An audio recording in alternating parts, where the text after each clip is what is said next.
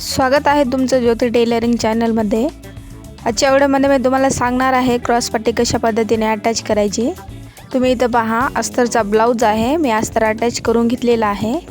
त्याच्यानंतर तुम्ही इथं पहा जे मापाचं ब्लाउज आहे ते घ्यायचं आहे, व्यवस्थितपणे पकडायचं आहे अशा पद्धतीने। हुक्काच्या साइडने वरच्या साइडने अर्धा इंच घ्यायचं आहे गोटसाठी, खालच्या साइडने मार्किंग करून घ्यायचं आहे। क्रॉस पट्टी जिथपर्यंत आहे तिथपर्यंत अशा पद्धतीने मार्किंग करून घ्यायचे आहे व्यवस्थितपणे। त्याच्यानंतर तुम्ही इथं पहा क्रॉस पट्टी कशा पद्धतीने मी अटॅच करून दाखवते तुम्हाला। क्रॉस पट्टी मी घेतलेली आहे। त्याच्यानंतर तुम्ही इथं पहा अशा पद्धतीने क्रॉस पट्टी ठेवायची आहे, व्यवस्थितपणे ठेवायची आहे सरळ पद्धतीने अशा पद्धतीने। त्याच्यानंतर तुम्ही इथं लक्षपूर्वक पहा म्हणजे तुमच्या लक्षात बसेल अशा पद्धतीने। व्यवस्थितपणे कपडा पकडायचा आहे आणि स्टिचिंग करून घ्यायचं आहे सरळ पद्धतीने। अर्धा इंच कपडा घेऊन शिलाई मारून घ्यायची आहे सरळ पद्धतीने।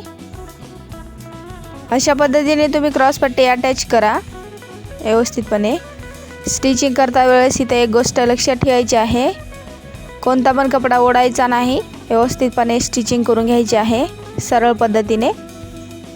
अशा पद्धतीने तुम्ही ट्राय करा। व्हिडिओ आवडल्यास व्हिडिओला एक लाईक करा। स्टिचिंग करता वेळेस व्यवस्थितपणे स्टिचिंग करायची आहे।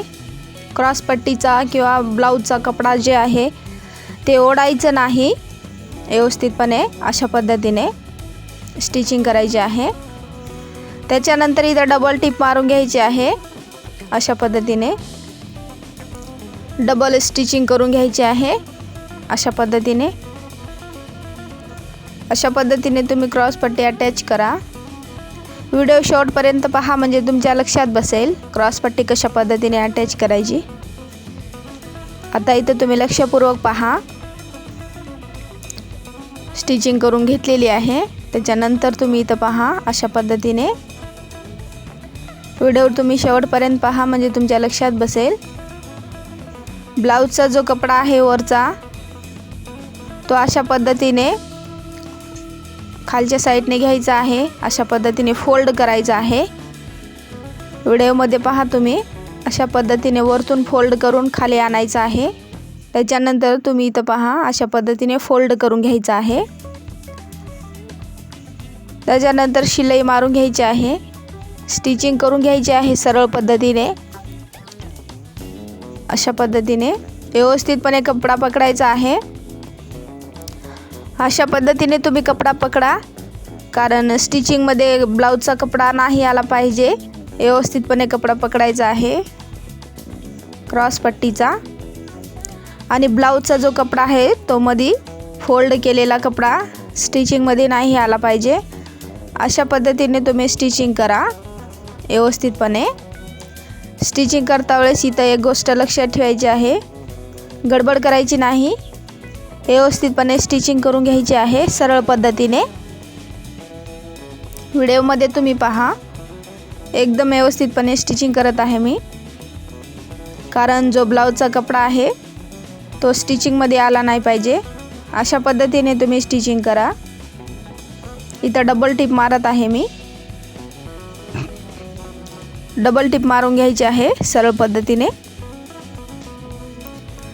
त्याच्यानंतर तुम्ही इथं पहा आता जो ब्लाउजचा कपडा आहे तो बाहेर घ्यायचा आहे व्यवस्थितपणे अशा पद्धतीने।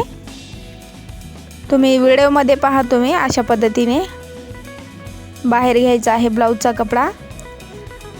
अशा पद्धतीने तुम्ही क्रॉस पट्टी अटॅच केल्याच्या नंतर ब्लाउजची फिनिशिंग खूप सुंदर येते, क्रॉस पट्टीची पण फिनिशिंग खूप सुंदर येते। इथं तुम्ही पहा अशा पद्धतीने क्रॉस पट्टी अटॅच करण्याची खूप सोपी आणि खूप सिंपल पद्धत आहे। अशा पद्धतीने तुम्ही क्रॉस पट्टी अटॅच केल्यानं फिनिशिंग खूप सुंदर येते ब्लाउजला। अस्तरचा ब्लाउज आहे, क्रॉस कटिंग ब्लाउज आहे, त्यालाच मी तुम्हाला इथं क्रॉस पट्टी अटॅच करून दाखवलेली आहे। तुम्ही इथं फिनिशिंग पाहू शकता सरळ पद्धतीने। अशा पद्धतीने तुम्ही ट्राय करा।